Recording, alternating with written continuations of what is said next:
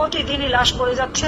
আর তাছাড়া ইউনূসের যে সন্ত্রাস বাহিনী, এই সন্ত্রাস বাহিনীকেও প্রতিনিয়ত মানুষকে হত্যা করে যাচ্ছে।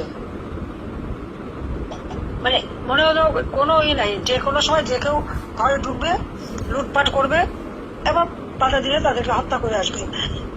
ছেলেকে পায়নি বলে মাকে হত্যা করা, বাবাকে হত্যা করা, মাকে গাছের সাথে বেঁধে রাখা, এটা কোন ধরনের কথা? এইভাবে আর আওয়ামী লীগের নেতা কর্মী হাজার হাজার নেতা কর্মীকে গ্রেপ্তার করেছে। আমার এখন সবাই তো আমি নামাজ পড়ে বসতে, আমি তো আরো আগেই চলে আসছি।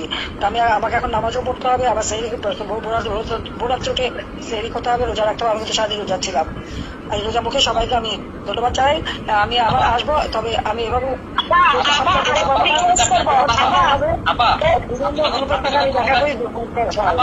আপনি যখন প্রথম ক্ষমতা আসেন তখন একবার এই যে সরে গেছিলেন, তারপরে আপনার প্রধানমন্ত্রী যাওয়ার কথা ছিল কাজী মঞ্জুরুল আলম, উনি আমাকে জানালো একটু আগে ফোনে যে আমি কথা বলতেছি, আপনি কি আল্লাহ যদি আপনি যদি সুস্থ হন আবার বাংলাদেশে ফিরে আসেন, সরে যাওয়ার জন্য অনুরোধ করছে কাজী মঞ্জুরুল কথা বলার সুযোগ করে দেন।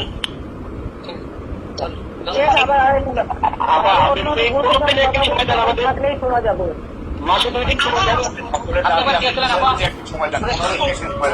হ্যাঁ সময় দেবো। আজকে তো কত 1489 জন লাইনে আছে অনলাইন, 7,000 হ্যাঁ 1490 হ্যাঁ দেখতেছে 1490। আপনার কাছে একটা রিকোয়েস্ট, আমাদের চট্টগ্রাম আপনি চিনেন কিনা আপা?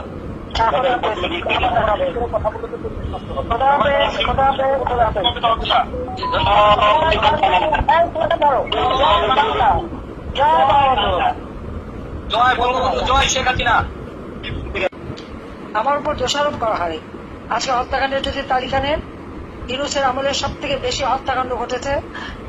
তার সময় মাদ্রাসা শিক্ষক, প্রাইমারি স্কুল শিক্ষক, ছাত্র, শ্রমিক, গার্মেন্টস শ্রমিক, যেদিন যারা আন্দোলন করেছে সেই দিনই তাদেরকে তুলে দেওয়ার জন্য সাউন্ড গ্রেনেড, টিয়ার গ্যাস, গরম পানি মারা, এমনকি মা ছোট্ট শিশু তার উপর পানি মারা, সেখানে গ্যাস মারা, নানাভাবে নির্যাতন করে করে তাদেরকে আন্দোলনে করতে দেয় নাই, বাধা দিয়ে, এবং তার গুলি চালানোতে শ্রমিক হত্যা হয়েছে, ছাত্র হত্যা হয়েছে। প্রতিদিনই লাশ পড়ে যাচ্ছে। আর তাছাড়া ইউনূসের যে সন্ত্রাস বাহিনী, এই সন্ত্রাস বাহিনীকেও প্রতিনিয়ত মানুষকে হত্যা করে যাচ্ছে। মানে মনে হলো কোনো নাই, যে কোনো সময় যে কেউ ঘরে ঢুকবে, লুটপাট করবে এবং বাধা দিলে তাদেরকে হত্যা করে আসবে। ছেলেকে পায়নি বলে মাকে হত্যা করা, বাবাকে হত্যা করা, মাকে গাছের সাথে বেঁধে রাখা, এটা কোন ধরনের কথা? এইভাবে আর আওয়ামী লীগের নেতা কর্মী হাজার হাজার নেতা কর্মীকে গ্রেপ্তার করেছে। প্রায় 20,000, শুধু এই ফেব্রুয়ারি মাসেই 20,000 উপর নেতা কর্মীকে গ্রেপ্তার করেছে এবং অনেকে খোঁজ পাওয়া যাচ্ছে, তাদের গুম করে দিয়েছে। প্রায় 3,000 উপরে পুলিশকে হত্যা করেছে। আনসার 40 জনের তো খবরই নাই। পিডিআর হত্যাকাণ্ডে যারা সামরিক বাহিনীর অফিসারদেরকে যারা হত্যা করেছিল, সেই মামলাও প্রত্যাহার করা এবং তাদেরকে ছাড়ার চেষ্টা। যত জঙ্গি সন্ত্রাসী, তাদের মুক্তি দিয়ে সারা দেশে এখন প্রতিদিনে চুরি, ডাকাতি আর ধর্ষণের তো মহা উৎসব। বাসে, রাস্তায়, এমনকি ফুটপাতে, এমন একটা ফকির মিসকিনও রেহাই পায় না, ধর্ষণ করে যাচ্ছিল। যখন এই নিউজগুলি আসলো, এখন কোনো সংবাদ পরিবেশন করা যাবে না। আমার সময় নাকি বাক স্বাধীনতা, বাংলাদেশে একটা মাত্র বেসরকারি খাত, টেলিভিশন, তার মধ্যে 34 প্রতিদিন কয়জন সাংবাদিক গ্রেপ্তার হয়েছে?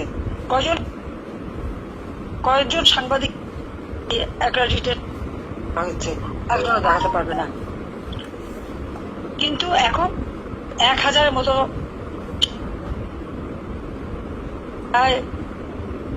কাছাকাছি সাংবাদিকের 600 মামলা, তার মধ্যে 106 জনের বিরুদ্ধে হত্যা মামলা। 6 জন সাংবাদিককে নির্মমভাবে হত্যা করা হয়েছে, নয় কুপিয়ে হত্যা, নয় গুলি করে হত্যা, পিটিয়ে হত্যা, সারা বাংলাদেশ ব্যাপী। তার উপর সাংবাদিকরা আজকে কোনো কাজ পাচ্ছে না। প্রত্যেকটা মিডিয়াতে ইউনুসের এজেন্ট বসা, কোনো টেলিভিশন, প্রাইভেট টেলিভিশন একটা সংবাদ পরিবেশন করতে পারবে না। কি সংবাদ পরিবেশন করা হবে? তা ইউনুস সেন্টারে তার কিছু পালিত লোক আছে যাদেরকে সে 5 লাখ 7 লাখ টাকা 10 লাখ টাকা করে বেতন দিয়ে বসিয়ে রেখেছে, তারা কন্টেন্ট তৈরি করে দেবে, তারা নির্দেশ দেবে, আর প্রত্যেকটা মিডিয়াতে তার লোক বসা, তারা যে কথা বলতে বলবে সেই কথাই বলতে হবে, অন্য কোনো কথা নাই। আপনারা দেখবেন হঠাৎ করে দেখেন ধর্ষণের কোনো নিউজ দেওয়া যাচ্ছে না, খুন হলে কোনো নিউজ দেওয়া যাবে না, গ্রেপ্তার হলে কোনো নিউজ হবে না। আর যারা দেবে এর মধ্যে কয়েকটি টেলিভিশন পুড়িয়ে দিয়েছে, টেলিভিশনের মূল মালিকরা তাদেরকে সরিয়ে দিয়ে সেখানে মালিকানা জবরদস্ত দখল করে নিয়ে নেওয়া হয়েছে, যার জন্য মানে কেউ কোনো সাহসী পাচ্ছে একটা নিউজ দিতে, নিউজ দিলেই সাংবাদিকের উপরে অত্যাচার এবং এই মিডিয়ার উপরে শুনে বলে পুড়িয়ে দেয়। বিটিভি পুড়িয়েছে, আরো কয়েকটা টেলিভিশন সেই বাংলা গান থেকে শুরু সবগুলি পুড়িয়ে দিয়েছে, সেটা আপনারা জানেন। এই যে অরাজকতা, তাহলে সেটা তো এটা কে? এই ডক্টর ইউনূসই তো স্বেচ্ছাচারী, এবং সেই তো এই দেশের মানুষের জীবনের শান্তি কেড়েছে। আজকে 7টা মাস আমাদের মধ্যে দুর্নীতির মামলা, হত্যা মামলা, কোন দুর্নীতির প্রমাণটা পেয়েছে সেটা দেখা। অথচ ইউনূসের বিরুদ্ধে তো 5টা দুর্নীতির মামলা, সে তো সেই মামলা সরিয়ে দিয়েছে। তার যদি সাহস থাকে তো ওই মামলা কেন সে কন্টেস্ট করে নাই, কেন তদন্ত করতে দেয় নাই?